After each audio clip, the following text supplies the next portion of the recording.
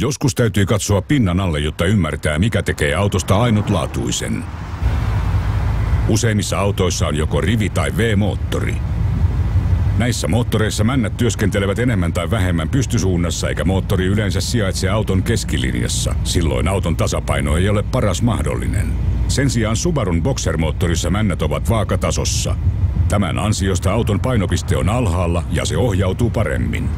Boxer-moottorin rakenteen ansiosta Subaru käyttäytyy vakaasti ja ajaminen on joustavampaa. Toisiinsa nähden vastakkain liikkuvat männät kumoavat värinöitä aiheuttavia voimia. Siksi moottori käy erittäin tasaisesti ja on hiljainen. Näin sinun ei tarvitse luopua mukavuudesta voiman kustannuksella. Tasapainoisesta kokonaisuudesta on monta etua. Moottori on korin keskilinjalla, paino jakautuu oikein ja sen ansiosta auto ohjautuu entistä tarkemmin. Subarun Boxer-moottorin voima yhdistyy Subarun ainutlaatuiseen symmetriseen nelivetoon. Jatkuva neliveto tekee Subarusta äärimmäisen tehokkaan.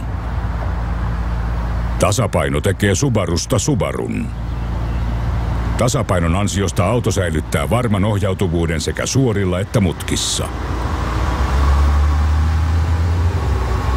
Kun keli on hankala tai tien pinta huonossa kunnossa, on Subaru parhaimmillaan. Auto reagoi silmänräpäyksessä välittämällä lisää voimaa pitäville pyörille.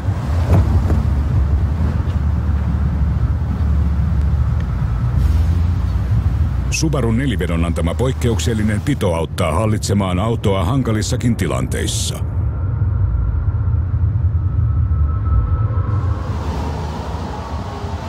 Subaru Boxer-moottorin ja jatkuvan nelivedon ansiosta ajaminen on tasapainoista ja nautittavaa kaikissa olosuhteissa. Koe Subaru. Aito japanilainen. Ajaminen.